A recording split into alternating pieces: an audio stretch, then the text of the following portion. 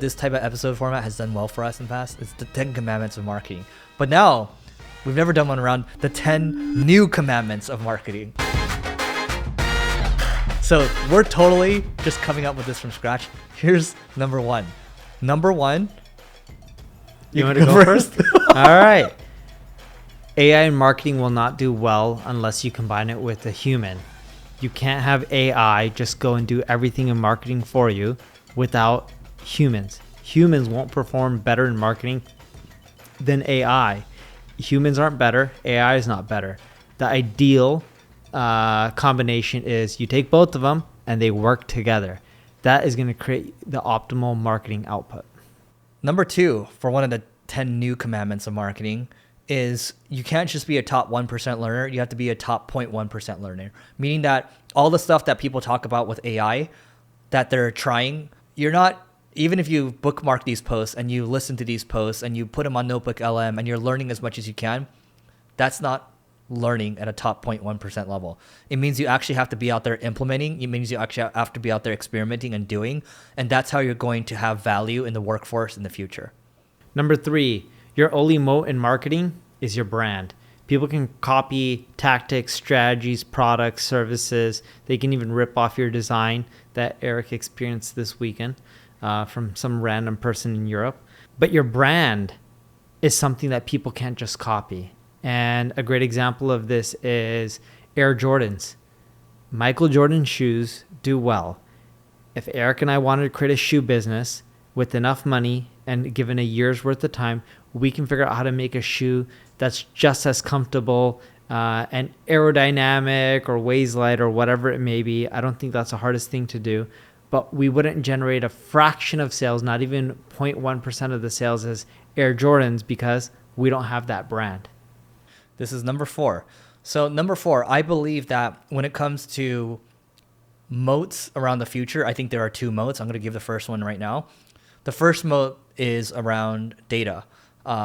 So if you have a data moat, you think about all these LLMs, they're trained off of data around the internet, right? So if you have a lot of interesting data, you can pull. So Neil, for example, has 𝗔𝗕𝗢𝗨𝗧. He has Scout, and he has Answer to Public, and I think he has a fourth one. But there's a lot of interesting data that he can pull that he can share to either get more distribution that way, or he can figure out how to take that data and make it more useful for his customers.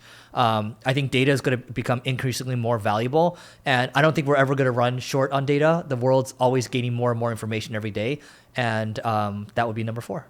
Yeah. Number five, don't waste your time marketing something unless you're willing to do it for 10 years. It takes 10 solid years for a brand to really start getting known and getting traction within that industry. So whatever space you're in, it'll take at least 10 years to really gain traction. If you're really planning on doing something for a year or two or three, you're wasting your time. Go do something else. Yep. Number six, the better your offer, the better your conversion rates. And this will always be a commandment of marketing. And so if your offer is download my PDF and we will give you the 10 commandments of marketing, versus if the offer was get on a call with Neil and Eric for 1 hour, the second one is more valuable. Now, a better one would just be have Eric and Neil give you $1 million. That would be a great offer, right? And so the better your offer is, the higher conversion rates you're going to have. And most people don't think about that. Number seven. The new SEO is search everywhere optimization. People no longer just search on Google. They're searching everywhere. AI platforms, social media sites, even booking.com and hotels.com have a version of a search engine, Airbnb. The list goes on and on. You need to optimize for search on all platforms. If you create content on Instagram, when someone types in handbag, why doesn't your purse show up? Or when someone types in, marketing tools, or, why isn't your tool showing up? You got to optimize for all the platforms out there because you don't know where people are going to be looking for your product or service. All right. Number eight, I think. Number eight is you have to learn how to play the game natively.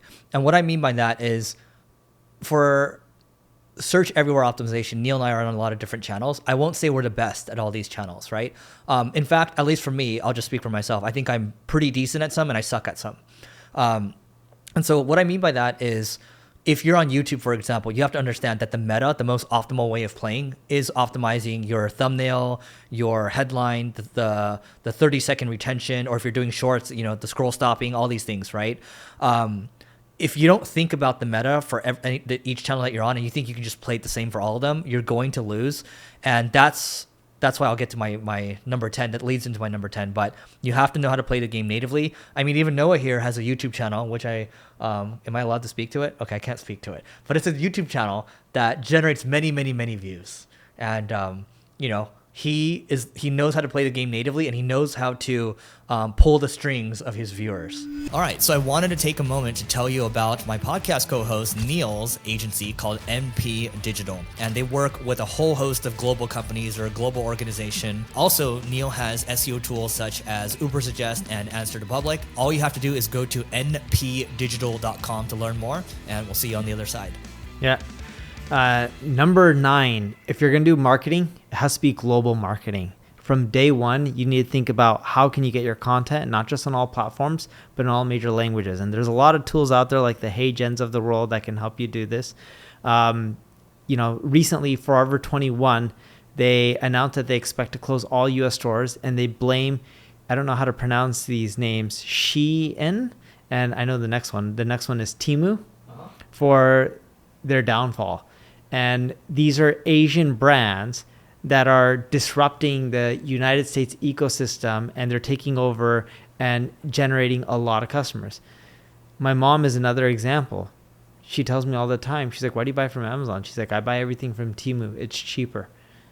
How does my mom, who is barely tech savvy, know to go to Temu to go buy stuff? That's global marketing. If you don't do global marketing, someone else is, and they're going to take your customers for you. Yep. Number 10, carrying over from number 8, you have to understand, one, if you're to play the game natively, and if you're resource constrained in the beginning, or just resource constrained period, go for one channel first. The problem with a lot of marketers is they try to attack multiple channels at once when they don't have the resources for it, and that strips them of the ability to figure out how to play the game natively for one channel, and they end up playing the game at a very poor level at all of them, and they end up getting no distribution, and they end up just blaming the channel, or they say they're shadow banned or some stupid excuse. So those are the 10 commandments of marketing. How's that one, guys? Anyway, that's it, guys. Please don't forget to rate, review, subscribe. It helps us grow, and we will see you later.